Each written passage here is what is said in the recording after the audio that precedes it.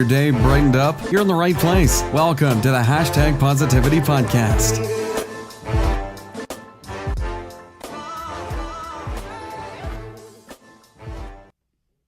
Hey guys, thanks so much for tuning into the podcast.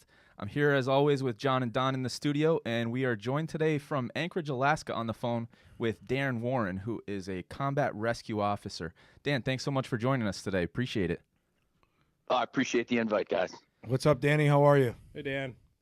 Not bad, John. Don, thanks for reaching out and inviting me. It's an honor to be here. It's an honor to have you, man. We really appreciate it. So a little bit of a kind of a funny story, actually. I'd reached out to Dan back in, I believe it was the beginning of September. Dan, you were down in Texas, deployed, doing some work down there.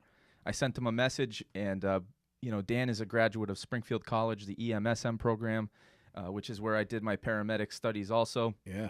So I kind of had an idea of who he was, reached out, asked if he would come on the podcast, and he got back to me earlier this week. Hey, sorry, my phone fell in the water down in Texas, but here we are. We were able to touch base, and then I found out afterwards, actually, that John, you and Dan have some history as well. Yeah. So it's when Danny, when Jay texted me and said you were coming on, I was immediately thrilled, just because for those of you that are listening or going to listen to the podcast, Dan was one of the first graduating class of students that I worked with out here in Western Mass. I met Dan when he was a junior in high school, and worked with Dan his junior and senior year. So it is awesome to have you, man. It seems like forever ago, but at the same time, just yesterday. You know what I mean? No, I appreciate it, guys. It was it is nice to talk from guys back home and actually touch base with you again, John. And I know. Look forward to it. Yeah, thank you. Us too. So, Dan, a little bit about yourself. Give us a quick bio, where you came from. We know that you're a local guy from back here, but tell us a little bit about where you went to school, where you're at now, family life, the basics. Sure. Dan Warren, I was born and raised in Springfield, Massachusetts. I attended East Longmeadow High School, like John said. Swam and ran at East Longmeadow, cross country and swimming. After high school, I was not suited for college immediately, and enlisted in the Air Force Reserve as an aeromedical evacuation tech, and then followed on and went to Springfield College. Afterwards, graduated. I also swam for the swim team and ran cross country at Springfield College, graduated the EMSM program. Immediately the weekend after I graduated Springfield, I tried out for Air Force Pararescue and joined applied for and was accepted into a team in Florida, the 308th Rescue Squadron, as a pararescue team member. I went to Indoc, free fall school, dive school, SAR School, pararescue apprentice course, and a whole bunch of other schools right off the top of my head I can't think of. And then I was a pararescueman team leader for about 10 years, and then I commissioned very recently as a combat rescue officer here in Alaska on the 212th Rescue Squadron. I'm married. My wife, Sarah, who I met my senior year in college, deployed to Hurricane Katrina. And we've been together ever since. And I have a 2-year-old daughter, Audrey, who is the center of my world right now. Yeah, it's an unbelievable blessing, man. And it goes fast. I have my son is 10, my daughter's 8, and so I know you already know, given the line of work you've been in for a long time. But just enjoy every moment, because they're fleeting. They go so quickly. It's true. I remember the day she was born. We're already getting her in a big girl bed, which is, as you know, Yes. an event unto itself. Yes, it is. Yes, it is. So Danny, for the people that are listening and want to know a little bit more about you, was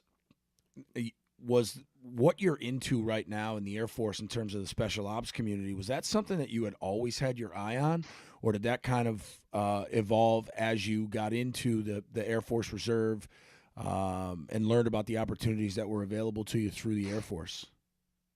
It was always my goal. I read about it in 10th grade in the Chow Hall at East Longmeadow High School. Wow. I took out a printout of something called Superman School. That's actually what they call Indoctrination course in San Antonio. Read all about it, and then 10th grade through 12th digested everything I could about it. And then I kind of slowly and methodically approached it by taking cross country and swimming as seriously as I could in high school, and then joining the reserves as a flight medic to get better at medicine. And, you know, I was kind of like a groupie at the Indoc course that was co-located in San Antonio at the time. And I'd go and train in the pool after the PJ trainees took off and suck as much knowledge as I could out of that location. Then in college, I did EMSM to get better at paramedic and cut off a big chunk of the training, swimming and running at Springfield College to get ready for the tryout. You know, I would do the tryout as much as I could in my free time. And then, you know, the weekend, literally the day I could try out after that, I did for Pararescue. So it's always been the plan. Wow. That's pretty impressive that you knew from 10th grade on that you wanted to go the pararescue route. And it's unusual for someone to stick with a goal for that long, and probably even more unusual for them to accomplish that. Can you tell the people who are listening who might not know, what is it that the PJs do? What is your mission, so to speak? Sure. Pararescue's job is essentially the only DoD component that is trained and equipped to rescue personnel behind enemy lines. So that is our sole function. Now, many other jobs have that capacity to do it almost as an as capable asset, meaning if they are free to do it, but that is our sole existence. So originally it was saving air crew that punched out behind enemy lines where few other entities could get them. We would. So what we advertise, and you know, it's grown into special operations and other avenues. But for the most part, what we train to is a large capacity. So we have a large capability of cutting, technical rescue, medicine, shooting, free fall parachuting, scuba diving. And what we advertise is we can get that capability anywhere in the world, really. Wow. In a short amount of time. So, you know, albeit here in Alaska, we also do a stateside mission. So all the pararescue units in the country do a federal mission where we do that stuff overseas. The unique aspect of what I do here in Alaska is we do the same thing for American citizens in Alaska, 586,000 square miles. And we're doing jump missions and hoist missions and technical rescue missions for Americans in Alaska as well, on top of the federal mission. So it's a large skill set that is pretty unique. So what we call ourselves, the jack of all trades, master of none. And it's a lot of work physically and mentally to maintain. It's even more work to deal with the administrative headaches that go with it. But that's as brief a snapshot as I can give you. That is absolutely amazing. Now, outside of the work you've done when you were deployed, Danny, and I'm sure we'll get into that, what's a day in the life of a PJ like in Alaska? With is it more rescue based for civilian personnel, or is your day primarily comprised of training? Both. What's a day like out in Alaska as a PJ? Sure. It's all the above. It's, you know, for instance, today we hold a 24/7, 365 stateside alert. And what that means is we have dedicated C-130s and HH-60s and pararescuemen standing by for any sort of stateside civil search and rescue. So that could be anything inland. That could be anything outside of the Coast Guard water response ring, so a long-distance maritime jump mission. And other avenues. So that's really the day-to-day is I'm an alert for that. The reality of it is I'm sitting in my office doing enlisted performance reports. Gotcha. But, you know, Wednesday I'm doing a training scenario where it's a tactical employment of a combat search and rescue scenario. In a few months, we all deploy overseas to do the federal combat search and rescue mission. So we wear a lot of hats here, and so really it is all the above. So on top of the day-to-day, you know, we'll go jump into the Cook Inlet, or we'll jump into you know, another waterway, and then the next day we're doing administrative cleanup. It's a lot of juggling of day-to-day stuff, but ultimately, you know, I'm also an officer, so it comes down to the care and feeding of the guys and Sure. planning out their schedule and dealing with the administrative side so they can get out there and go crush it. Awesome. Now, you mentioned earlier the pipeline and indoctrination. Could you give us a little bit more detail about what training was like to get into this field? Sure. So they have a 13-week indoctrination course. It's in San Antonio, Texas, and it's essentially a test and resolve. They do, of course, the calisthenics, the running, the swimming day to day, but really where they test you is the pool. And they call it water confidence training, but really it's just drowning. So it's really controlled drowning on a day-to-day basis. So it's, running 6 miles in itself is not hard, but adding the calisthenics all day long, just like any sort of football team, the grass and gorilla up and down drills. Sure. That in itself is hard. Then throw 2 or 3 pool sessions a day on top of that, and then add 13 weeks. So it's really that repetitive daily knowledge that you wake up at 5 a.m. and know that you're just going to get crushed all day. So it makes you really test whether you want to stay. And it really does a very efficient job of exposing the right folks to press on. And so the rest of the training is known as the pipeline, as they all call it. So from there, guys go in different directions based on course availability. After indoctrination, I went to combat dive school, Panama City, Florida.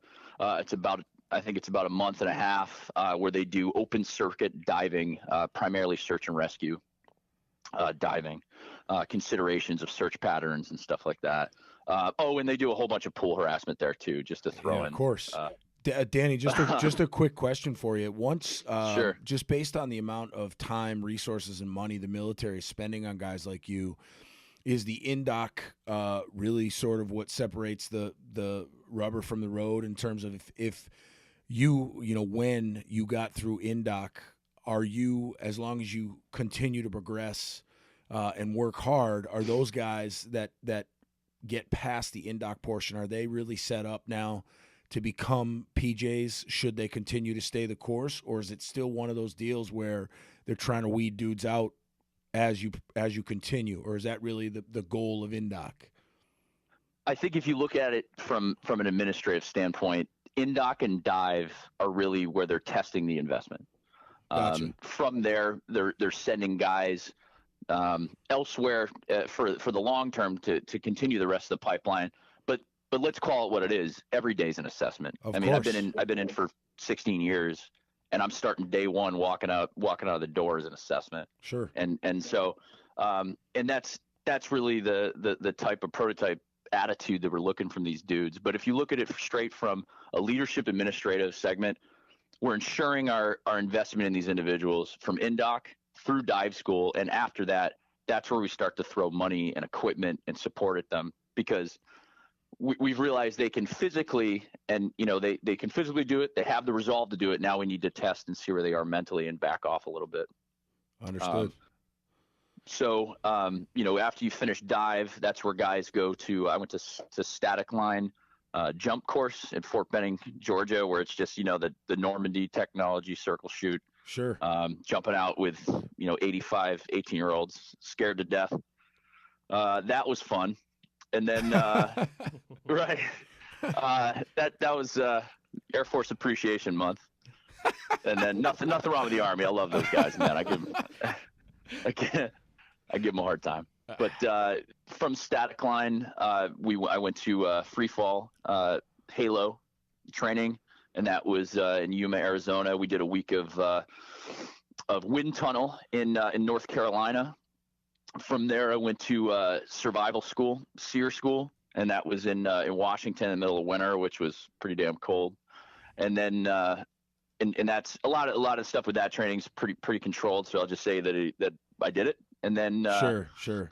For those of you that are listening, SAR School is essentially where, and you correct me if I'm wrong, Danny, but SAR School is essentially where our for those of you out there that have ever watched G.I. Jane, that is a Hollywood version of SAR School, where essentially our American military personnel are put into what would be a POW or hostage situation, so that should it happen in an actual theater or deployment, they have some basis by which to try and survive. And more than that, what American assets they are not under any circumstances allowed to disclose based on their mission. And guys like Dan and the folks that serve in the PJs with him, because of the amount of information and training that they have, they would be an especially valuable commodity for our enemies should they be captured.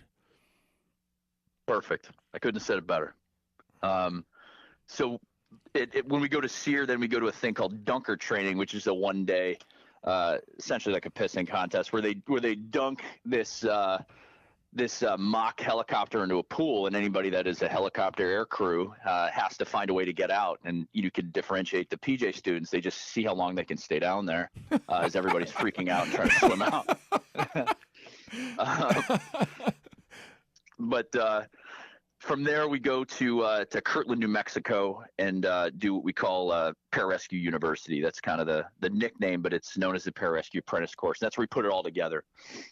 So we wear a bunch of hats, and they break it down into a couple of parts. So we do mountain training, small unit tactics, dirt medicine, as they call it. Every guy's a paramedic. I was able to skip that. That's a 6-month block. I did it at Springfield College. Yes.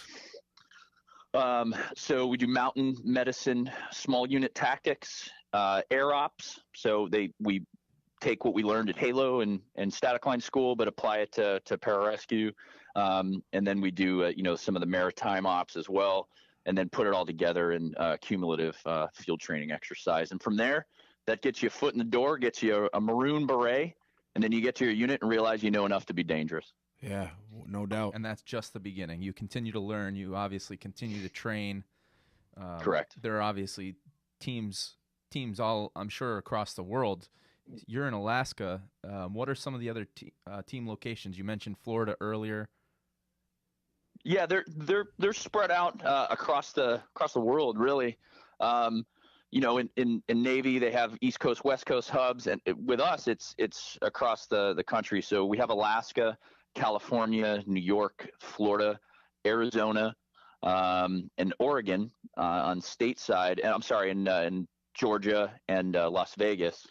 And then we have units elsewhere as well in Japan and United Kingdom. Danny, last time I looked, there were, and I'm ballparking it here, you certainly have a better idea, but last time I looked, there were roughly, let's say 500 PJs across the Air Force globally. Is that number still reflective of the operational force right now, or is it bigger? Is it smaller? No, that's pretty close. That's pretty close. So in terms of the way the Air Force sets up pararescue and ground component of combat rescue, you have combat rescue officers, you have pararescue, and then you have SEER specialists, same guys that run the school, SEER school. Sure. And it's known as a weapons system. But just pararescue alone, in the neighborhood of 500 and change is what we operate with. Any women, Danny? Not yet. It is open for women. They just, I think we had a couple of officer candidates go through. I don't know the status of where they're at, but currently operationally, no, there's no women, but it is open. Gotcha. And that's something that just changed fairly recently, correct? Because that wasn't always a field that was open for women. Correct. Of all of the specialties that you're trained in, what's your favorite thing? What's your favorite piece of that? Medicine, no doubt, which is funny because an officer, we don't do it as much anymore, but medicine without a doubt. And Springfield College allowed me to become the go-to guy on the teams for medicine. Thanks to Bob Hopkins for that, for sure. Absolutely. Same professor that I had and many other people in the area. He goes back a long time, one of the pioneers of that in this area. So for anybody who's listening locally, they'll know exactly who we're talking about. You mentioned earlier that you do a stateside service in Alaska, but I know that you also were deployed to Texas for the hurricanes. How do they task different groups with that, or do you just go on rotations? Well, it's I think that we help out the State Emergency Operations Center where we can, but ultimately you're finding work. You get there, you get on the ground, you see where they need you, and you go. We grabbed a couple of rental SUVs and threw a bunch of our equipment, boats and stuff in the back of a U-Haul trailer and pressed. Went to the Emergency Operations Center where we had some of our combat rescue officers set up at the state level, and they're like, hey, we need guys in Viter, Texas. which is near Beaumont on the east coast of Texas. Because we'd actually already missed the train at Houston, because there was a ton of civilian assets, including the Cajun Navy there. So it was already covered. How long Those were you? dudes are awesome. Yeah. How long were you down there, Danny? I was down there for about a week and a half. We were living out of the fire station in Vidor, Texas, and just doing ground-based. The basic scheme of maneuver and basically what we were doing day to day was I would send teams out on the boats. It was us and our California brethren, and we would just go find work, go find folks that couldn't get out of their homes. And if we found somebody that was really sick, we had cardiac failure patients, renal failure patients.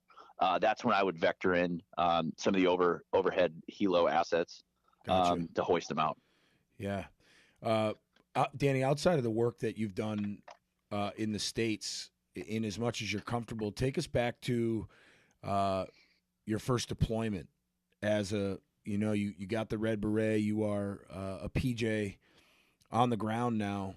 Your first deployment, if it's, I don't know if it's been declassified at this point. I've heard some of your stuff before, and no, it is. But kind of where you were and what you were tasked with, and some of the takeaways, I guess, for us and for our listeners, some of the personal takeaways for you from that first deployment. My first deployment was Bagram, Afghanistan, and it was in the wintertime, and we had a pretty active CASEVAC, so picking up folks that were injured, not very complicated, but sick people, sure, and bringing them to the hospital. But the one, seminal mission that stuck out was we had a massive avalanche in the Salang Pass in the Hindu Kush, and it was a large series of avalanches. So the Russians, when they were there, built this highway system that links Bagram to Kabul. One road that's on a mountain pass with a lot of bridges, with a lot of overhanging tunnels. And it turns out there's a lot of avalanches that happen, and there was hundreds of cars that were displaced, thousands of people that were buried alive in snow. 40 knot winds, probably about 11,000 feet high. And we went up there with Chinooks to get some folks out, and we could only really concentrate on some of the worst spots. We went up there with some Army folks, and we were able to get about 200 people off the road initially and bring them back to Bagram. But where we found significant work was off-road with buses that were buried with individuals, and a lot of extrication. Jason, you're a firefighter, you're familiar with it. We had to get out there and dig folks out.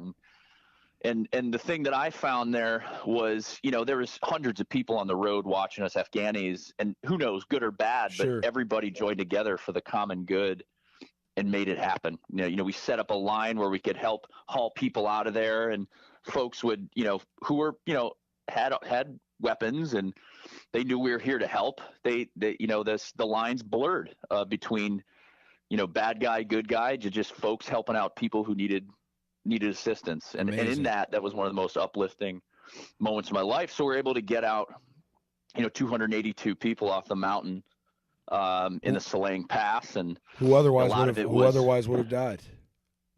Correct. So it was, and then we were able to transition that over to, Afghani forces when they could get up there. Cause this is a pretty remote area. Even though it's 90 miles away from Bagram Air Force Base, it's tough to get up those roads, man. Sure, so sure. Chinooks they helped us. So we were able to get as many as we could initially, and then hand it over to the Afghanis afterwards. And that's then, amazing. There's a couple other, a bunch of other missions that happen. But I think that was one that for that first deployment really stuck out. The job that you guys do is difficult to begin with. Never mind working at altitude, which if people haven't been up to 10, 11,000 feet or more, just breathing, walking down the street can be difficult if you're not accustomed to it. So that's pretty amazing, the things that you guys do and where you're able to pull these things off. And we were in Florida like a month before that too, which didn't help. at sea level. Yeah. Wow. Any other memorable deployments that you've had? I know that you've been recognized for some of the things that you've done. One with a Bronze Star for Valor. Also, you received the McKay Trophy. But, do you want to talk a little bit about either of those missions, or is that Sure. something that you prefer to? That the mission that is really that most PJs hold in the highest esteem, deployment-wise, it was Bastion Air Force Base, or Bastion Air Base. Sorry, it was a joint base in the Helmand River Valley, and that was it. That we called it PJ Heaven because 3 to 4 missions a day, most of them kinetic, to gross trauma, to pick up guys in need, mostly American, or coalition partners. And you're just doing the do every single day. Your day consists of get up, work out, and go crush it, saving lives. And that was one of the happiest times in my life, and most rewarding in terms of having a positive impact on the fighting man's life, man. Just picking up 18-year-old Marines that were in pretty rough spots. It's something that I'll never forget, in my old age. But that we were, the big mission that you're talking about, the base attack happened actually when I was off alert, dead asleep on the couch, watching Machine Gun Preacher on the couch in the alert bay, and 15 insurgents breached the wire inside Bastion Air Base, and started targeting infrastructure. Like, they weren't trying to kill people; they were trying to blow up airplanes. So they shot at the Harrier Squadron initially. Then they targeted a liquid oxygen facility to bed down. I don't know if you're familiar with liquid oxygen, but it's like the most flammable substance on Earth. Like 1 liter of liquid oxygen is equivalent to 804 liters of gaseous oxygen, and there were these massive containers. So that's where they bed down. And then the third group went in, breached the wire. I don't think they did their research. They breached the wire near the Ranger Regiment. Didn't go well for them. Bad idea. Pick the wrong spot. Yeah, those guys didn't do their homework. So we basically came out of I came out of Deep Rim to see the fuel depot, which is across from the LOX facility, on fire. It's about 100-foot flames. And we immediately set up security around our squadron. And they asked for a couple of volunteers with med rucks to jump in a truck with night vision goggles, and drove across the base. And, as you can imagine, it was a pretty chaotic scenario. I mean, there's Marines out there, guns drawn in their pajamas, drawn down. And you're like, who the hell are you guys in a truck with night vision goggles with guns? Wow. So, our tasking was to go find where the casualties were they at their worst, and see what work we could do that helped. So, the British had set up a pretty effective casualty collection point that they really didn't need our help. I mean, they had most of the hospital out there, but they were receiving casualties from a British quick response force. And, I took one look. It was myself and my current commander and a retired chief now, and my buddy Kyle. And we looked at each other and we're like, that's where we need to go. And we went into the firefight, and we had to do the liquid oxygen facility at this point was on fire, so we had to do close quarters combat in there, clearing it out. And some guys had been held down in a bunker there with a ton of ammo and a lot of grenades, and they were shooting back at us. And thankfully, none of it hit the liquid oxygen, or else I wouldn't be talking to you. But they met their demise there, and then we pressed to where the Harriers were being engaged, and then we were able to clear that out of the remaining bad guys. So along with Cobras and Hueys that were flying overhead that assisted significantly. So it was a team effort, and I was honored to be a part of it. It was wild, man. I'll never forget that either. Wow. That's unbelievable Not stuff. yeah. It's like, you watch it on National Geographic or whatever show you watch, and try to get an idea of what our fighting man and woman face day to day, and you just brought us all there pretty vividly. So appreciate you being willing to share that, Danny. In the limited time that we have left on this go round, and I know that we'd love to have you on again if we can set up the time. If you're talking to a young kid right now, or anybody for that matter, that has a passion for anything, certainly you maximized your skill set, but also, you talk a lot about humility and resolve. You talked a lot about that at the beginning. But if you're talking to somebody right now who has a passion to get into anything, whether it's the military or a career choice, what's some advice you give to them at 17, 18 years old around navigating this crazy thing we call life, and what are some things that have served you well, and what would you pass on to them? Sure. I'd start with the end in mind, and use the resources around you and exploit them in a way that you know best. Think with the end in mind, like, hey, I want to be X profession. I want to be a doctor. I want to be a lawyer. It may not behoove you to go out and party with your buddies and get a record, or it may behoove you to learn these trade skills or shadow somebody to get there. But think about the end in mind. You know what I mean? So for me, it was pararescue. I went into the reserves and became a better medic, and I swam and ran cross country so that I could build that baseline of physical foundation because I knew the end state. So that's the only way that I've personally found successful. Is I like to think about a goal and I break it down by it's all the pieces that compile that goal in the best way that I know how. Not that I know any of the answers, but I found some success in thinking the end state first, Sure, and then breaking it down into manageable spots. Reverse engineering it, so to speak, and obviously a lot of efficiency working that way. Unless you really just happen to get lucky, that's probably the best way to do it, in my opinion, as well. Just start with a goal in mind and chip away at it. That's it. It may not work for everybody. And I'll tell you, when I was 17 and 18-year-old, I did not have all the answers. And it was a long road. And John can attest to this, that I wasn't ready for the end state. I had a long way to go. And that's how I was able to do it, is think about the end state and crawl up the ladder. What I say, what I was telling Jason, Donnie before, though, when we knew you were coming on, is, to see where you're at now.